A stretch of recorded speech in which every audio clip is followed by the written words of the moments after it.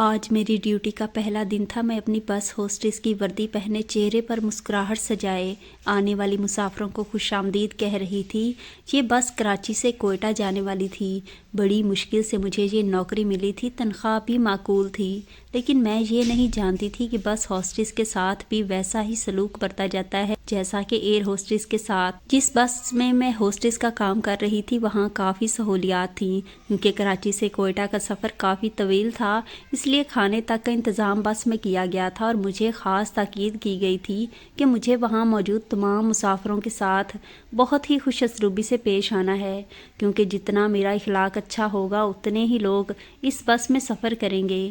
میری اس بس میں نوکری لگنے کی اصل وجہ شاید میرا حسن تھا، میرا حسین چہرہ تھا۔ اپنے چہرے پر مسکراہٹ سجائے ایک ایک کو خوش آمدید کہہ رہی تھی۔ سبھی مسافر اپنی اپنی نشست پر بیٹھ چکے تھے کہ جب بڑی اجلت سے دو نوجوان بس میں بیٹھے۔ مجھے دیکھ کر پہلے تو وہ آنکھیں چپکنا بھول گئے۔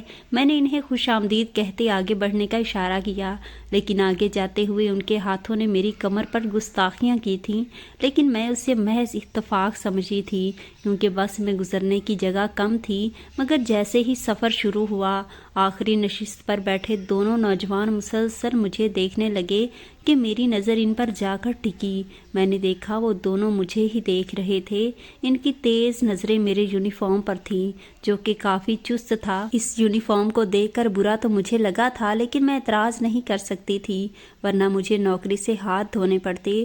بڑی مشکل سے مجھے یہ نوکری ملی تھی۔ ان نوجوانوں کی نظریں میرے وجود کے آر پار تھیں، بے باکی سے سفر کر رہی تھیں اور مجھے دیکھتے ہوئے وہ آپس میں رازداری میں کچھ بات بھی کر رہے تھے، لیکن جیسے ہی میری نظر ان پر پڑی تو وہ مسکرانے لگے۔ ان میں سے ایک نوجوان نے مجھے دیکھ کر ایک ایسی حرکت کی کہ میں شرم سے نظریں جھکا گئی۔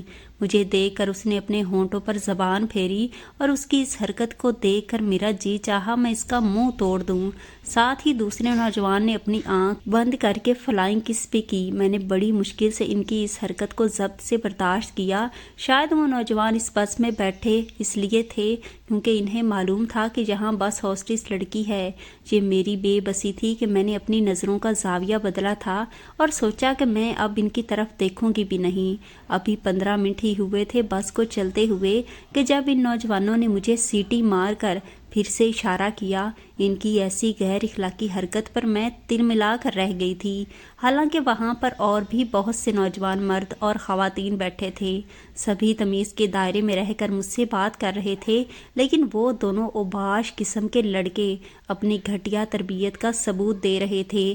میں نے ان کی اس بے ہودہ اشارے بازی کو نظر انداز کر دیا اور دوسرے مسافروں کو پانی وغیرہ کی بوتلیں دینے لگا۔ یہ دیکھ کر ان دونوں میں سے ایک نوجوان کہنے لگا، اے لڑکی، میرے لیے جلدی واٹر کی بوتل لے کر آؤ۔ میں نے اب بھی اس کی بات کو نظر انداز کر دیا۔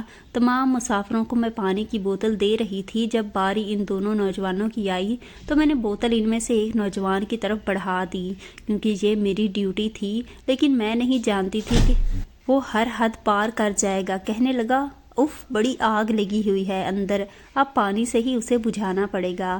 یہ کہہ کر اس نے بوتل کے ساتھ میرا ہاتھ بھی پکڑ لیا، پھر بوتل کا ڈھکن کھولنے لگا۔ میں نے کہا، یہ کیا بدتمیزی ہے، میرا ہاتھ کیوں پکڑا ہے؟ کہنے لگا، بدتمیزی کیسی بدتمیزی؟ وہ مجھے یوں تعجب سے دیکھ رہا تھا جیسے اس نے میرے ساتھ کوئی ایسی حرکت کی ہی نہ ہو۔ مجھے اس پر بے تحاشا غصہ آیا۔ ابھی بھی بوتل میرے ہاتھ میں تھی کہ میرے ہاتھ پر اس نوجوان کا ہاتھ تھا۔ بوتل کا ڈھکن وہ کھول چکا تھا، شاید اس کا ارادہ تھا کہ وہ یوں ہی پانی کی بوتل میرے ہاتھ سے پیے گا۔ جیسے ہی اس نے وہ بوتل اپنے منہ کی طرف کی، میں نے بوتل کو پوری قوت سے دبا دیا۔ پانی اچھل کر اس شخص کے منہ پر گرا، ساتھ ہی میں نے اپنا ہاتھ اس سے چھڑوایا۔ وہ نوجوان پورا بھیگ چکا تھا، اسے اس ری ایکشن کی امید نہ تھی۔ اچانک سے اس کے منہ پر ٹھنڈا ٹھار پانی پڑا تھا، اس کا چہرہ اور آنکھیں سرخ ہونے لگیں، کپڑے بھی بھیگ چکے تھے، اب وہ بری طرح سے کھانس رہا تھا۔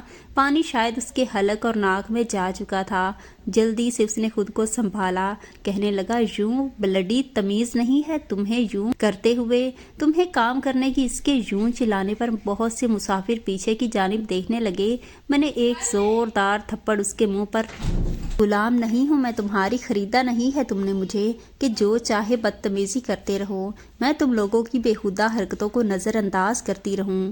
تم لوگ کیا سمجھتے ہو یہاں پر کام کرنے کے لیے آنے والی ہوسٹس اپنی تم لوگوں کے ہاتھوں بیچ کر آتی ہیں؟ ہمیں صرف تم لوگوں کی آسانی کے لیے کام پر رکھا گیا ہے، اس کا ہرگز مطلب نہیں ہے کہ تم ہمیں ذلیل کرنے کا حق رکھتے ہو۔ میں نے بھی چلا کر کہا تھا۔ یہ سن کر بس میں موجود دوسرے نوجوان کہنے لگے کہ بہن جی آپ جائیں یہاں سے۔ میں تھوڑا سا پیچھے ہٹ کر چلی گئی۔ وہ دونوں نوجوان مجھے قہر برساتی نظروں سے دیکھ رہے تھے۔ ایک نوجوان کہنے لگا تمیز نہیں ہے عورت سے بات کرنے کی؟ یہ سن کر جس نوجوان کے منہ پر میں نے پانی پھینکا تھا وہ اس نوجوان کو کہنے لگا اپنی بکواس بند کرو، ہیرو بننے کی ضرورت نہیں ہے، یہ لڑکی ہے ہی 2 نمبر، جب بھی تو گھر میں عزت سے بیٹھنے کی بجائے بس ہوسٹس بنی پھرتی ہے۔ اس کا لباس دیکھا ہے تم نے؟ ارے ایسا لباس پہن کر جب مسکرا کر ہمارے پاس سے گزرے گی تو دل تو مچلیں گے ہی نا، اور اگر ہم تھوڑی سی دل لگی کر لیں تو ان کو عزت پر لیکچر دینا یاد آ جاتا ہے۔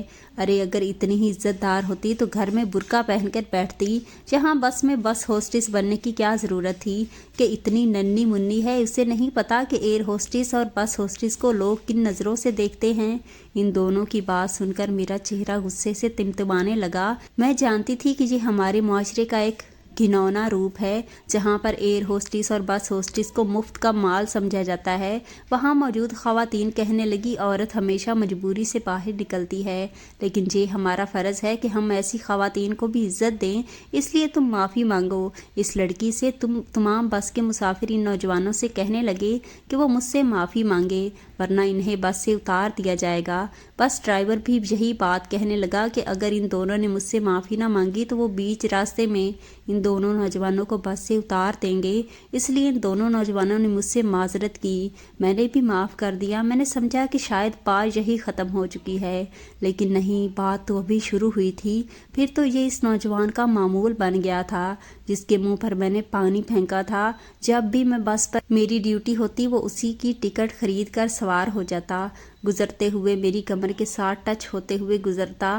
میں گھبرا سی جاتی، بس ہر وقت مجھے دیکھتا رہتا۔ مجھے اندر ہی اندر یہ بات بہت بے چین کرنے لگی تھی کہ آخر اس کے ساتھ مسئلہ کیا ہے۔ جس کمپنی کی بس میں میں ہوسٹس تھی، اس کمپنی کی تمام بسوں میں لیڈیز ہاسٹل بھی موجود تھیں۔ ہماری ڈیوٹی اکثر مختلف بسوں میں بدل دی جاتی تھی۔ میں حیران تھی کہ وہ اسی بس کی ٹکٹ کیوں لیتا ہے جس میں میں موجود ہوں۔ یہ محض کوئی اتفاق نہیں تھا، کیونکہ ایسا 1-2 بار نہیں ہوا تھا۔ یہ تقریباً 10واں ایسا سفر تھا جس میں وہ نوجوان میری ہی بس میں موجود تھا۔ جیسے ہی بس کوئٹہ کے اسٹاپ پر پہنچی اور بس رکنے کے بعد چند گھنٹوں کے لیے ہمیں وہاں سٹے دے دیا جاتا تھا، پھر دوسری بس سے ہم کراچی واپس آتے تھے۔ دوپہر کا وقت تھا، میں سامنے بنے ریسٹورینٹ میں چلی گئی۔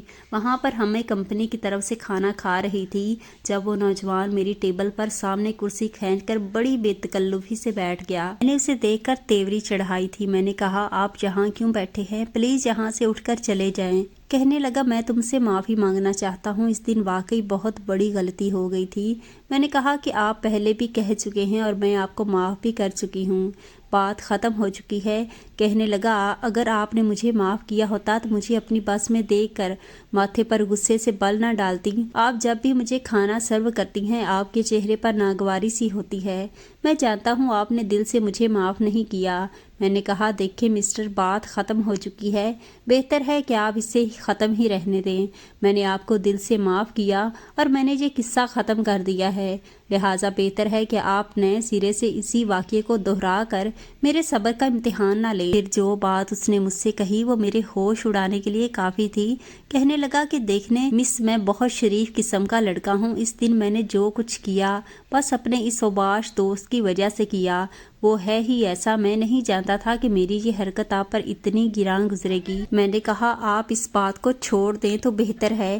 کہنے لگا آپ کا مجھے معاف کرنا بہت ضروری ہے کیونکہ میں آپ کو پسند کرنے لگا ہوں، آپ مجھے اچھی لگتی ہیں۔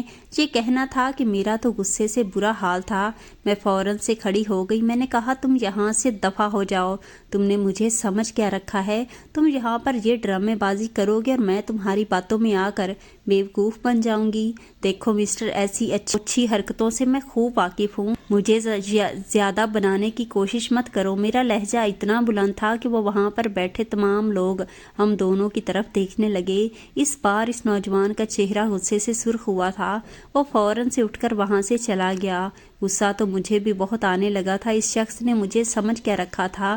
کیا میں بیوقوف تھی؟ میں نے نہیں جانتی تھی کہ اس دن میں نے جو حرکت کی تھی وہ کسی نہ کسی طرح مجھ سے بدلہ لینا چاہتا ہے، کیونکہ مردوں کی انا پر جب ضرب لگتی ہے تو وہ عورت کے لیے ایسے ہی ہتھ کنڈے استعمال کرتے ہیں تاکہ انہیں جذباتی طور پر تکلیف پہنچا سکیں۔ اس لڑکے کی بھی یہی چال تھی جو میں نے ناکام بنا دی، لیکن میں نے یہ نہیں جانتی تھی کہ اس کا نتیجہ مجھے بہت برا بھگتنا پڑے گا۔ 4 گھنٹے کے اس سٹے کے بعد جب میں واپس کراچی کے لیے اس بس میں روانہ ہوئی تو وہ نوجوان تب بھی میری بس میں موجود تھا۔ ابھی آدھا رستہ ہی طے ہوا تھا کہ رات ہو چکی تھی، تقریباً رات کے 12 بجے کا وقت تھا۔ اس وقت سڑکیں سنسان ہوتی تھیں۔ یہ شکر تھا کہ کراچی میں جہاں اس بس کا اسٹاک تھا وہاں سے میرا گھر قریب تھا۔ میرے کام کی نوعیت ایسی تھی، میرے گھر والے بھی واقف تھے، کبھی رات کے 3 بج جاتے تھے، کبھی صبح کے 6۔ میرا کوئی بھی وقت مقرر نہ تھا۔ میں دن رات اپنے گھر والوں کے لیے محنت کر رہی تھی۔ میری والدہ حیات نہ تھی، میرے والد بیمار رہتے تھے۔ چھوٹی 2 بہنیں اور 1 بھائی تھا۔ میرا بھائی ہم تینوں سے چھوٹا تھا۔ جب تک وہ اپنی تعلیم مکمل نہ کر لیتا گھر کی کفالت کی ذمہ داری مجھ پر تھی۔ گاڑی ایک سنسان سڑک سے گزر رہی تھی، وہاں پر رش نہ ہونے کے برابر تھا۔ رات کے 12 بجے کا وقت تھا، اس لیے زیادہ تر مسافر سو چکے تھے۔ میں بھی اپنی کرسی پر جا کر بیٹھ گئی، نیند میری آنکھوں سے بھی اترنے لگی۔ وہ نوجوان اپنی سیٹ سے کھڑا ہوا اور میرے پاس آ گیا۔ اس وقت میں نیند میں تھی، میں آنکھیں بند کیے کرسی پر اپنے سر کی پشت رکھے تقریباً سو چکی تھی۔ اس نے کہا کہ بس کو یہیں پر روک دو۔ جس سیٹ پر میں آنکھیں بند کیے بیٹھی تھی وہ ڈرائیور کے بالکل پیچھے تھی۔ وہ نوجوان میری کرسی کے پاس کھڑا ہو کر ڈرائیور سے کہہ رہا تھا کہ بس کو یہیں پر روک دو۔ اس کے رعبدار لہجے پر میں اپنی مخمور آنکھوں کو کھول کر دیکھا۔ جیسے ہی میں نے اس کے ہاتھ میں پسٹل پکڑی ہوئی دیکھی، میرے ہوش اڑ گئے۔ ڈرائیور بھی گھبرا گیا کیونکہ وہ فرنٹ شیشے سے اس نوجوان کے ہاتھ میں پسٹل پکڑی دیکھ چکا تھا۔ اس نے بس ایک سائیڈ پر روک دی۔ مسافر بھی تقریباً جاگ چکے تھے کیونکہ اس نے بڑے بلند لہجے میں ڈرائیور کو کہا تھا۔ اس نوجوان کے ہاتھ میں پستول دیکھ کر سب ہی مسافر پریشان ہوئے تھے۔ کہنے لگا، مجھے کسی سے کوئی بھی مسئلہ نہیں ہے، نہ ہی میں یہاں پر کسی کو نقصان پہنچانا چاہتا ہوں۔ مجھے صرف یہ لڑکی چاہیے۔ اگر یہ خاموشی سے میرے ساتھ اس بس سے اتر جائے تو میں آپ سب کو بس سے جانے دوں گا، لیکن اگر کسی نے بھی اس لڑکی کے سامنے کھڑے ہو کر میرا راستہ روکا تو میں اسے گولیوں سے بھون کر رکھ دوں گا۔ یہ سن کر مجھے اپنا سانس رکتا ہوا محسوس ہوا تھا۔ تمام مسافر مجھے دیکھنے لگے۔ اس نوجوان نے ڈرائیور کے سر پر پستول تان کر میرے سر پر رکھ دی۔ کہنے لگا، کھڑی ہو، چلو میرے ساتھ باہر۔ یہ سن کر میں بری طرح سے گھبرا گئی۔ میں سوچ بھی نہیں سکتی تھی کہ وہ شخص اس قدر گھٹیا بھی ہو سکتا ہے۔ میں نے کہا، میں تمہارے ساتھ کہیں بھی نہیں جاؤں گی۔ تم نے مجھے گولی مارنی ہے تو مار دو، کیونکہ مجھے اندازہ ہو گیا تھا کہ وہ مجھے بھری بس میں سے باہر کیوں لے کر جا رہا ہے اور اس کا کیا ارادہ ہے۔ اس نے میرے سر سے بندوق ہٹا کر سامنے ایک بچے پر بندوق تانی۔ لیکن اگر تم میرے ساتھ نہیں گئی تو میں یہاں ایک ایک کر کے تمام مسافروں کو گولی سے مار دوں گا۔ اور جس قدر وہ غضبناک لہجے میں بات کر رہا تھا، جتنے غصے میں تھا، لگ رہا تھا کہ وہ واقعی سب کو گولی مار دے گا۔ جس بچی کی طرف اس نے بندوق تانی تھی اس کی ماں نے اپنی بچی کو گود میں بھر لیا، رونے لگی، میرے سامنے ہاتھ جوڑنے لگی، خدا کے لیے چلی جا، ورنہ تمہاری وجہ سے ہمیں بنا کسی قصور کے مار ڈالے گا۔ اور میں یہ سوچ رہی تھی کہ میں کہاں سے قصوروار ہوں، میں نے اس نوجوان کا کیا بگاڑا ہے؟ کچھ بھی تو نہیں، لیکن میں جانتی تھی کہ اگر میں نہ گئی تو میری وجہ سے بہت سے لوگ مارے جائیں گے۔ جو شخص کی آنکھوں میں نے خون اترا دیکھا تھا، اس لیے میں بس سے نیچے اتر گئی۔ میں نہیں جانتی تھی کہ یہ سب کچھ اس نے پوری پلاننگ کے ساتھ کیا تھا۔ جیسے ہی میں بس سے اتری وہاں پر ایک کالے رنگ کی کرولا کھڑی تھی، جہاں وہی اوباش قسم کے نوجوان ڈرائیونگ سیٹ پر بٹھا ہوا تھا جو سب سے پہلے اس نوجوان کے ساتھ بس میں سوار ہوا تھا۔ بے تکلفی سے اس نوجوان نے میرا ہاتھ پکڑا، مجھے اپنی گاڑی کی طرف لے جانے لگا، جہاں اس کا دوست مجھے دیکھ کر بڑی خباثت سے مسکرا رہا تھا۔ میرا دل اس وقت زور سے دھڑک رہا تھا کہ شاید پہلے کبھی اس طرح سے نہ دھڑکا ہوگا، کیونکہ میں جانتی تھی کہ اب وہ میرے ساتھ کیا سلوک کریں گے اور وہ اپنی اہانت کا بدلہ لینے کے لیے کس کس حد تک جا سکتے ہیں۔ میں اچھی طرح سے جانتی تھی اس نے مجھے بڑی مضبوطی سے پکڑ رکھا تھا۔ وہ کس قدر غصے میں تھا اس کے ہاتھ کی گرفت سے مجھے اندازہ ہو رہا تھا۔ گاڑی کے پاس پہنچ کر اس نے پچھلی نشست کا دروازہ کھولا، مجھے اندر دھکیلتے ہوئے گاڑی کے پیچھے ہٹا دیا۔ اس کے بعد وہ خود بھی میرے برابر میں بیٹھ گیا، پھر اپنے دوست سے کہنے لگا گاڑی چلاؤ اور اسی خالی مکان میں لے کر چلو جسے ہم نے چند دن کے لیے بک کروایا تھا۔ ڈرائیونگ سیٹ پر بیٹھا نوجوان کہنے لگا جانے بھی دو یار، کیوں اس لڑکی کے لیے اتنا پیسہ خرچ کر رہے ہو؟ اس کے ساتھ جو کرنا ہے گاڑی میں کر لو، جب تمہارا مطلب پورا ہو جائے گا اسے کسی سناٹے والی جگہ پر پھینک دیں گے۔ اس شخص کی بات سن کر میرے آنسو ٹپ ٹپ میری آنکھوں سے گرنے لگے۔ دیکھ کر میرے برابر بیٹھا نوجوان میرے قریب آ گیا، میری آنکھوں میں جھانک کر دیکھ کر کہنے لگا تم روتے ہوئے صورت لگتی ہو۔ اس شخص کا انداز تمسخرانہ تھا، پھر کہنے لگا مجھے تو لگا تھا کہ بہت بہادر لڑکی ہے نوجوان نے میرے ساتھ کیا، لیکن یہ تو عام لڑکیوں کی طرح بزدل نکلی۔ میرے آنسو شاید میرے اختیار میں نہ تھے۔ میں نے کہا عورت کو ہراساں کر کے اسے اپنی انا کی بھینٹ چڑھا کر تم خود کو مرد کہتے ہو۔ اس کے بعد میں نے اپنا دوپٹہ خود اپنے گلے سے اتار پھینکا۔ میں نے کہا کہ کر لو اپنی عزت پوری، اور تم کر بھی کیا سکتے ہو۔ میں نے روتے ہوئے یہ سب کہا تھا کیونکہ میں جانتی تھی کہ میرے بچاؤ کا کوئی بھی راستہ ممکن نہیں ہے، لیکن اس نوجوان نے میرا ہاتھ چھوڑ دیا، مجھے غور سے دیکھنے لگا، پھر بولا تم کیا سمجھتی ہو میں تمہیں بخشنے کے موڈ میں ہوں؟ تمہاری زندگی میں اجیرن بنا کر رکھ دوں گا۔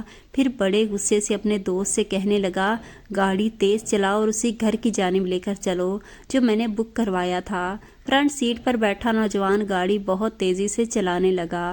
آدھے گھنٹے کی مسافت کے بعد وہ ایک چھوٹا سا قصبہ تھا جہاں وہ مجھے لے کر گیا۔ وہاں ایک چھوٹا سا گھر تھا جس کے سامنے گاڑی کھڑی ہوئی تھی۔ اس شخص نے میرا بازو پکڑ کر مجھے گاڑی سے نیچے اتارا۔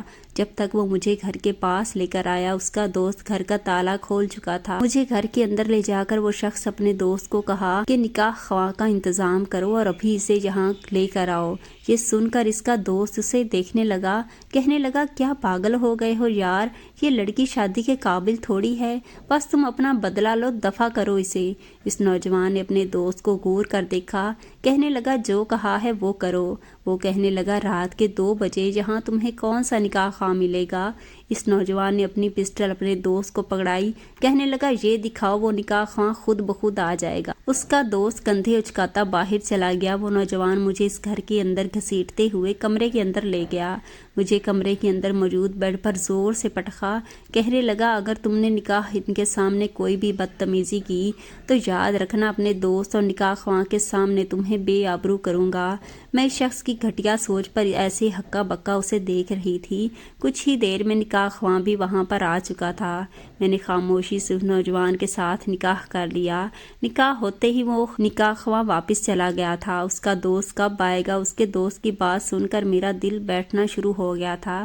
کیسے گھٹیا لوگ تھا۔ وہ نوجوان ہنس کر اپنے دوست کے کندھے پر ہاتھ رکھ کر بولا جب میرا اس لڑکی سے دل بھر جائے گا جاؤ یہاں سے۔ اس کا دوست ہنستے ہوئے گھر سے باہر نکل گیا۔ اس کے بعد اس شخص نے مجھے بس اپنے جنون کا نشانہ ہی بنایا تھا، اپنا بدلہ لیا تھا۔ صبح اٹھ کر مجھ سے کہنے لگا یہ تمہاری بدتمیزی کی ادنا سی سزا ہے۔ پھر مجھے کہنے لگا مجھ سے پوچھو گی نہیں کہ میں نے تم سے نکاح کیوں کیا؟ میں تو یوں تھی جیسے پتھر کا مجسمہ بن چکی تھی، میں نے اس سے کوئی بھی سوال نہیں کیا تھا۔ میری آنکھوں میں اس شخص کے لیے نفرت تھی، لیکن میرے دل میں یہ بات تھی کہ جب اس نے مجھے صرف برباد ہی کرنا تھا تو مجھ سے نکاح کیوں کیا؟ چند دن اس شخص نے مجھے اپنے اسی مکان میں رکھا، جتنی اذیت وہ مجھے دے سکتا تھا اس نے دی۔ اپنے دوست سے کہنے لگا اس کو گھر چھوڑ کر آنا ہے۔ اس کی اذیت کا نشانہ بن کر میں یوں تھی جیسے نیم مردہ ہو چکی ہوں، لیکن میں نے اس شخص کی منت سماجت نہیں کی تھی۔ اس کا دوست اس نوجوان سے کہنے لگا یہ کیا بات ہوئی؟ تم نے کہا تھا جب تمہارا دل بھر جائے گا تو میری باری آئے گی۔ اب میں اتنی متحمل نہ تھی کہ مزید اذیت برداشت کرتی۔ وہ نوجوان کہنے لگا نہیں تم اس لڑکی کو کچھ نہیں کہو گے۔ یہ کہہ کر اس لڑکے نے میرا ہاتھ پکڑا اور باہر لے گیا۔ میں نے پورے 8 دن بعد اس گھر سے قدم باہر نکالا تھا، بلکہ یہ کہنا زیادہ مناسب ہوگا کہ 8 دن بعد میں نے سورج کی روشنی دیکھی تھی۔ وہ نوجوان مجھے گاڑی میں بٹھا کر میرے گھر کے سامنے لے کر آیا، پھر مجھے نکاح نامے کی کاپی دے کر کہنے لگا جاؤ اپنے گھر۔ جیسے ہی میں گاڑی سے نیچے اترنے لگی تو کہنے لگا یہ بات یاد رکھنا، اب تم میرے نکاح میں ہو، یہ تمہاری سزا ہے، ساری زندگی تم میرے نام پر زندگی جیو گی اور میں دوبارہ کبھی تمہیں اپناؤں گا بھی نہیں۔ میں گاڑی سے نیچے اتر گئی، وہ شخص گاڑی آگے بڑھا کر لے گیا۔ میں نے گھر کا دروازہ کھولا ہی تھا، اندر سے رونے کی آوازیں آ رہی تھیں۔ میں اپنے گھر پہنچی تو میرے والد انتقال کر چکے تھے۔ میری دونوں چھوٹی بہنیں رو رہی تھیں۔ مجھے اجڑی ہوئی حالت میں دیکھا تو کہنے لگی آپ بھی ابا کو تمہارے غم کھا گیا، 8 دن سے تم گھر سے غائب تھی، محلے والوں نے ہمارا جینا محال کر دیا تھا کہ تمہاری بہن بد چلن ہے، ابا ویسے ہی بیمار تھے اس لیے یہ غم برداشت نہیں کر سکے۔ دیکھو نا آپی، ابا ہمیں چھوڑ کر چلے گئے۔ میں اپنے سامنے اپنے باپ کے مردہ وجود کو دیکھ رہی تھی، میری آنکھوں میں ایک بھی آنسو نہ تھا۔ میری بہنیں رو رہی تھیں، چھوٹا بھائی بھی رو رہا تھا۔ مجھے یہ لگ رہا تھا جیسے میں اپنے باپ کی موت کی ذمہ دار ہوں۔ کیا اپنے حق کے لیے آواز اٹھانا یا اپنا دفاع کرنا ہمارے معاشرے کا سب سے بڑا گناہ ہے؟ کسی کی گھٹیا حرکت پر اسے روکنے کی عورت ایسی سزا کی حقدار ہے؟ کیوں ہم عورتوں کو ہر ادارے میں مرد ہراسمنٹ کا شکار ہونا پڑتا ہے، چاہے وہ کوئی نرس ہو، اسکول ٹیچر ہو، کالج اسٹوڈنٹ ہو، آفس میں کام کرتی ہو یا پھر میری طرح بس ہوسٹس ہو یا بس ہوسٹس؟ اس نوجوان نے نہ صرف میری زندگی پر بلکہ میرے باپ کی بھی جان لے لی تھی۔ پورے محلے میں ہماری بدنامی ہو چکی تھی۔ میرے باپ کی تدفین کے بعد محلے والوں نے مجھے وحشیہ کا لقب دیا تھا۔ مجھے بازاری عورت کہنے لگے۔ مجھے کہیں عزت کی نوکری نہیں مل رہی تھی، مجبوراً میں نے ماڈلنگ شروع کر دی، لیکن اب مجھے کوئی فرق نہیں پڑتا تھا کوئی مرد میرے ساتھ کیا گناہ کر رہا ہے۔ میں نے خوب پیسہ کمایا، اپنی بہنوں کی شادیاں کر کے اپنے بھائی کو اعلیٰ تعلیم کے لیے دوسرے ملک بھیج دیا۔ ایک بار میں نے اس شخص کو ایک سیاستدان کے ساتھ دیکھا، وہ انتخابات میں کھڑا تھا، شاید وہ نوجوان اسی کا بیٹا تھا۔ بھرے مجمع میں اس سیاستدان کے سامنے چلی گئی۔ میں نے کہا آپ لوگ ووٹ مانگنے کے لیے تو انصاف کے وعدے کرتے ہیں لیکن انصاف دیتے نہیں ہیں۔ میں اس وقت عام لڑکی نہیں تھی، میں ایک نامور ماڈل تھی، اس لیے وہاں موجود صحافی کے کیمرے مجھ پر تھے۔ اس کا بیٹا مجھے دیکھ کر نظریں بدلنے لگا۔ وہ سیاستدان ووٹوں کا بھوکا تھا، کہنے لگا جی کہیے، آپ بتائیں آپ کے ساتھ کیا مسئلہ ہے؟ میں نے پرس سے نکاح نامہ نکالا اور اس شخص کو دے دیا۔ میں نے کہا تمہارے بیٹے نے مجھ سے نکاح کیا تھا لیکن 4 دن عیش کرنے کے بعد مجھے دھتکار دیا، مجبوراً مجھے اپنا پیٹ پالنے کے لیے ماڈلنگ شروع کرنی پڑی۔ اگر واقعی تم مخلص ہو تو مجھے انصاف دلواؤ، بناؤ مجھے اپنے گھر کی عزت۔ میری بات سن کر اس سیاستدان کے پسینے چھوڑنے لگے۔ اس کا بیٹا شرم سے نظریں نہیں اٹھا پا رہا تھا۔ وہاں موجود صحافی مجھ سے پورا قصہ سننے لگے۔ میں نے ابھی سارا سچ انہیں بتا دیا۔ اس سیاستدان نے سب کے سامنے اپنے بیٹے کے منہ پر تھپڑ مارا اور مجبوراً ہی صحیح لیکن مجھے اپنی بہو کے طور پر قبول بھی کر لیا، اپنے گھر لے کر گیا۔ اس کا بیٹا جب کمرے میں آیا تو بہت غصے میں تھا، کہنے لگا میں تمہیں چھوڑوں گا نہیں۔ میں نے کہا میرے ساتھ کچھ بھی کرنے سے پہلے اپنے باپ کی کرسی کے بارے میں سوچ لینا، میں میڈیا کے سامنے تمہاری دھچیاں اڑا کے رکھ دوں گی۔ پھر میں اس کے پاس آ کر کھڑی ہو گئی۔ میں نے کہا عورت کو کبھی بھی کمزور مت سمجھنا، جب وہ کرنے پر آتی ہے نا تو تم جیسے کمینوں کو منہ کی کھانی پڑتی ہے۔ آج گزرنے کی باری اس کی تھی کیونکہ وہ جانتا تھا کہ اس کا باپ اپنی کرسی کی خاطر کچھ بھی کر سکتا ہے۔ مجھ سے نکاح شخص نے مجھے سزا دینے کے لیے کیا تھا لیکن اب یہ نکاح اس کے لیے سزا بن گیا تھا۔ آپ کی کیا رائے ہے؟ کیا عورت کمزور ہوتی ہے؟ میں جانتی ہوں کہ میں نے ماڈلنگ میں جا کر اپنی زندگی کا غلط فیصلہ کیا تھا لیکن میرے پاس اور کوئی چارہ نہیں تھا، لیکن یہ بھی ہے کہ میں اپنے گناہ کی جسٹیفیکیشن نہیں کرنا چاہتی۔ شکریہ، اللہ حافظ۔